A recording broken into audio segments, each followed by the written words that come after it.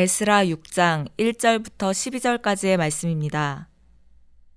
이에 다리오 왕이 조서를 내려 문서 창고 곧 바벨론에 보물을 쌓아둔 보물 전각에서 조사하게 하여 메데도 앙메다 궁성에서 한 두루마리를 찾았으니 거기에 기록하였으되 고레스 왕 원년에 조서를 내려 이르기를 예루살렘에 있는 하나님의 성전에 대하여 이르노니 이 성전 곧 제사 드리는 처소를 건축하되 지대를 견고히 쌓고 그 성전의 높이는 60규빗으로 너비도 60규빗으로 하고 큰 돌 3켜에 새 나무 1켜를 놓으라.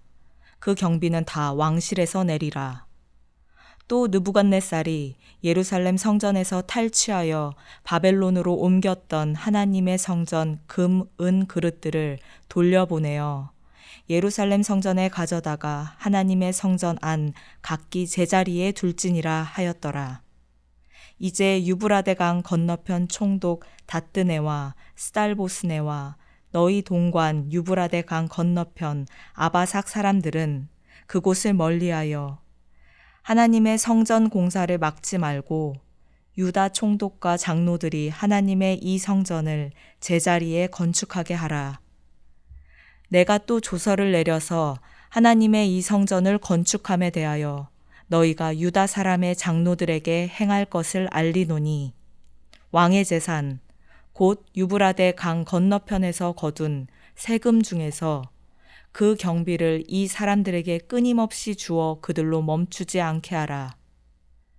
또 그들이 필요로 하는 것 곧 하늘의 하나님께 드릴 번제의 수송아지와 순양과 어린 양과 또 밀과 소금과 포도주와 기름을 예루살렘 제사장의 요구대로 어김없이 날마다 주어 그들이 하늘의 하나님께 향기로운 제물을 드려 왕과 왕자들의 생명을 위하여 기도하게 하라. 내가 또 명령을 내리노니 누구를 막론하고 이 명령을 변조하면 그의 집에서 들보를 빼내고 그를 그 위에 메어 달게 하고 그의 집은 이로 말미암아 거름더미가 되게 하라. 만일 왕들이나 백성이 이 명령을 변조하고 손을 들어 예루살렘 하나님의 성전을 헐진대 그곳에 이름을 두신 하나님이 그들을 멸하시기를 원하노라. 나 다리오가 조서를 내렸노니 신속히 행할지어다 하였더라. 아멘. 할렐루야. 이 새벽 온라인에서 함께하는 주님에게 모든 성도 여러분들에게 하나님의 은총이 넘치기를 간절히 소망합니다. 오늘 이 새벽 함께 은혜 나눌 말씀의 제목은요, 슬픔이 변하여 춤이 되게 하심이입니다. 에스라 6장 1절부터 12절까지 함께 은혜를 나누기를 원합니다. 지금까지 에스라서의 내용을 잠시 살펴보면은 포로 생활하던 유다 백성들의 가장 큰 소망이었던 하나님의 성전을 바로 세우는 일이 시작되었습니다. 하지만 곧 멈추게 되었죠. 그러나 유다 백성들은 학개와 스가랴 선지자가 하는 하나님의 말씀을 듣고 많은 시련과 방해에도 불구하고 성전을 재건하려 했습니다. 하지만 못마땅하게 여긴 대적들은 페르시아 다리오 왕에게 성전 재건의 부당성을 역설하고자 서신까지 보내게 되죠. 오늘 본문은 그 이후의 이야기입니다. 서신을 받은 다리오 왕의 깊은 관심으로 바벨론 지역의 전역을 면밀하게 조사하게 합니다. 이전 고레스 왕이 내린 조서를 발견해서 유다 지역에 생겨난 이 문제들을 해결하게 명령하죠. 나아가 성전 재건을 허락하도록 하고 모든 비용을 페르시아 왕의 재산으로 충당하게 명령합니다. 오늘 말씀을 통해 하나님의 은혜가 어떻게 슬픔이 변해 춤이 되게 하시는지 함께 나누어 보겠습니다. 오늘 본문 1절과 2절입니다. 이에 다리오 왕이 조서를 내려 문서 창고 곧 바벨론의 보물을 쌓아둔 보물 전각에서 조사하게 하여 메데도 앙메다 궁성에서 한 두루마리를 찾았으니 거기에 기록하였으되 아멘. 2절에 메데는 영어로 메디아라는 지역의 음역인데요. 도라고 하니까 크기가 우리나라 충청도나 경상도 정도로 생각하시면 아마 큰일 날 겁니다. 메대 지역은 실제로 한 제국 정도 되는 크기인데요. 현재 이란, 이라크, 터키와 시리아 지역을 아우르는 광활한 영토입니다. 여기서 뒤에 나오는 앙메다는 엑바타나의 음역으로 주전 549년 페르시아 고레스 왕에게 점령된 이후로 제국의 수도로 자리를 잡은 곳입니다. 조금 더 명확하게 말씀을 드리면 여름 궁전인데요. 왕이 여름을 보내기 위해서 있는 곳이 바로 이곳이었고 이곳에서 고레스의 조서가 발견된 것입니다. 3절부터 5절까지는 우리가 보통 고레스 칙령이라고 알려져 있는 조서의 내용인데요. 성전 건축에 대한 명령, 그 성전이 얼마나 되는지에 대한 크기, 또 성전에서 사용되었던 기물들을 원래대의 자리로 되돌려 놓으라는 명령으로 되어 있습니다. 먼저 3절에 보면은 성전의 크기를 알 수 있는데요. 3절을 한번 읽어보겠습니다. 고레스 왕 원년에 조서를 내려 이르기를 예루살렘에 있는 하나님의 성전에 대하여 이르노니 이 성전 곧 제사 드리는 처소를 건축하되 지대를 견고히 쌓고 그 성전의 높이는 60규빗으로 너비도 60규빗으로 하고 아멘. 보통 1규빗 하면은 팔꿈치 끝에서 가운데 손가락 끝을 가리킵니다. 지금 현재 센티미터로 환산하면은 약 45cm 정도 되는데요. 여기 본문에 보면 높이와 넓이가 60규빗이니까 약 27m 정도 됩니다. 한 8에서 10층 정도 되는 건물의 크기니까요. 상당히 대단했던 건물인 것을 우리가 상상할 수 있을 것 같습니다. 우리 이어서 5절을 한번 읽어보겠습니다. 또 느부갓네살이 예루살렘 성전에서 탈취하여 바벨론으로 옮겼던 하나님의 성전 금, 음그릇을 돌려보내어 예루살렘 성전에 가져다가 하나님의 성전 안에 각기 제자리에 둘지니라 하였더라. 아멘. 5절에 등장하는 느부갓네살은 역사에서 네부카드네자르 2세입니다. 바로 바벨론 제국 제2번째 왕이었는데요. 이 왕은 예루살렘에 쳐들어가서 성전 기명들을 다 약탈하고 성전과 왕궁을 불사르고 예루살렘을 함락시켜 포로들을 데리고 갔던 그러한 왕입니다. 이 모든 것을 제자리로 돌려두라는 것이 바로 오늘 읽은 고레스 칙령입니다. 이 칙령이 발견되었다는 것인데요. 다리오 왕은 예루살렘의 문제를 해결하기 위해서 결정적인 증거가 되는 증거물을 찾고자 했습니다. 사람의 기억이나 의견이 아닌 어떤 공식적인 문서를 찾고자 했는데요. 이를 통해 지나간 역사를 알고자 했습니다. 사실 다리오 왕은 작은 나라의 왕이 아니죠.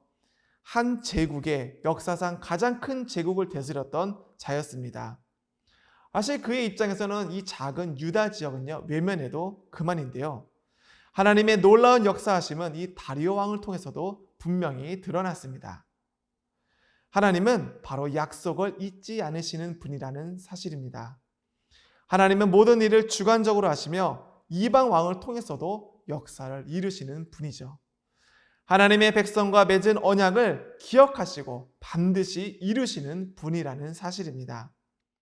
다리오 왕이 성전 재건 사업을 다시 허락하고 또 고레스 칙령을 발견한 이 모든 것이 다리오 왕의 의가 아니라 바로 모든 것이 하나님의 인도하심 가운데 있었다는 사실입니다.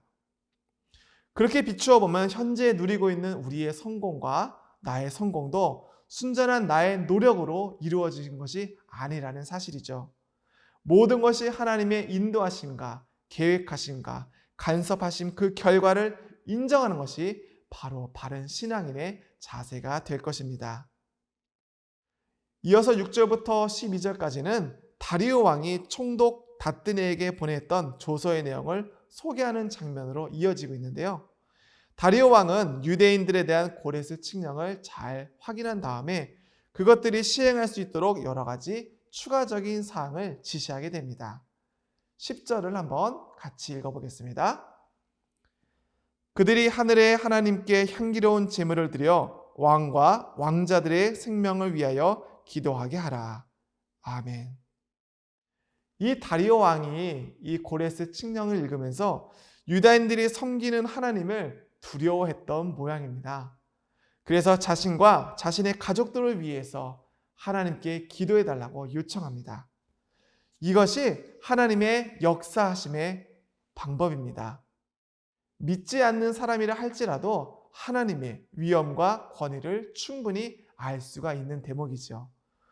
그래서 성경은 하나님을 모르고 두려워하지 않는 사람을 어리석도다라고 하고 있습니다. 우리의 견고한 믿음으로 하나님께 순종할 때 이러한 놀라운 기적이 우리 가운데 일어나게 됩니다. 우리 11절을 한번 읽어보겠습니다. 내가 또 명령을 내리노니 누구를 막론하고 이 명령을 변조하면 그의 집에서 들보를 빼내고 그를 그 위에 메어 달게 하고 그의 집은 이로 말미암아 거름더미가 되게 하라. 아멘. 다뜨네와 스달보스네가 혹을 때려다가 오히려 혹을 붙인 격이 됐죠. 하나님의 일이라는 게 그렇습니다. 언제나 반대가 있고 악한 사람들은 회방을 놓습니다. 그러나 믿음을 가지고 소신껏 밀고 나아가면 하나님께서 도와주시는 것이 정말 놀라운 사실입니다.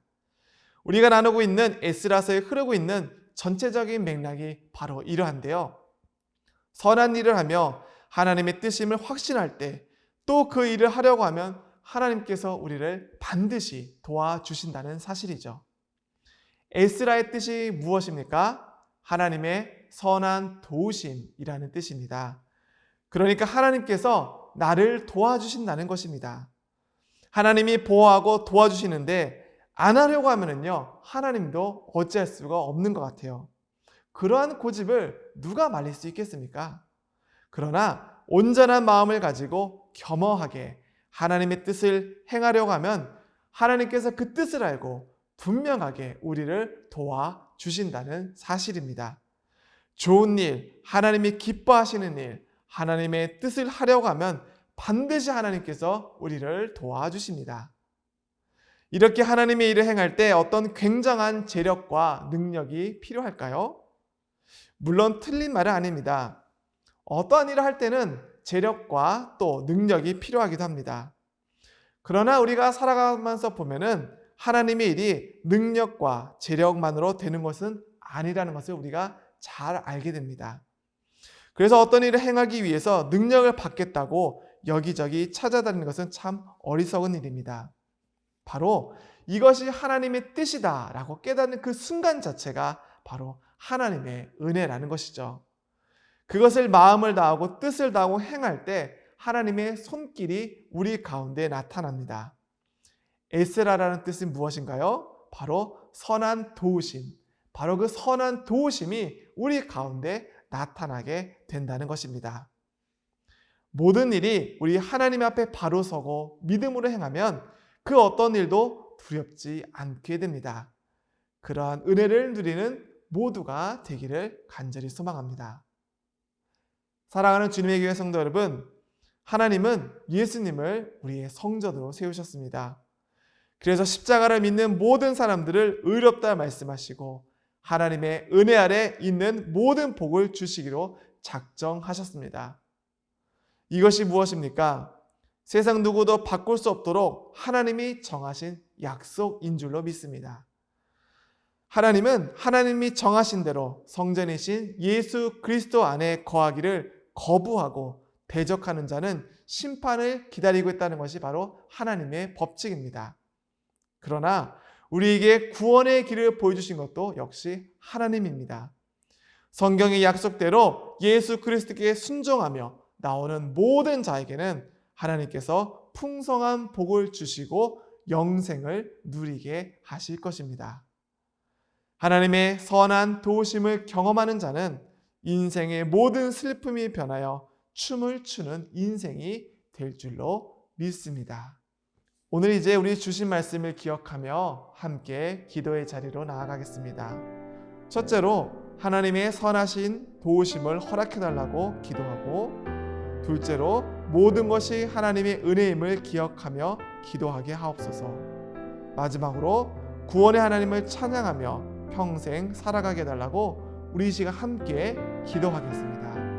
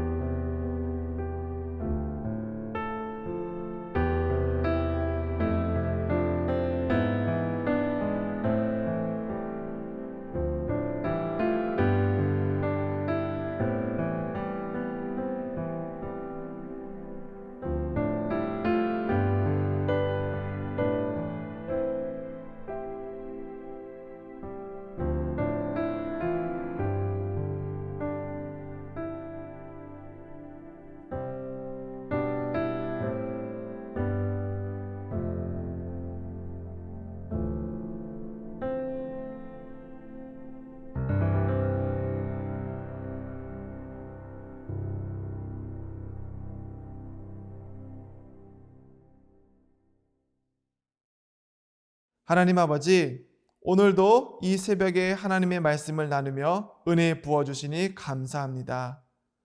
하나님의 손길을 만나 슬픔뿐인 우리의 삶에 영원한 기쁨으로 춤추게 해주시니 참으로 감사합니다.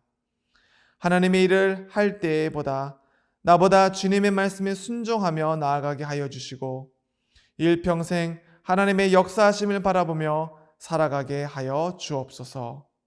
예수님의 이름으로 기도드립니다. 아멘.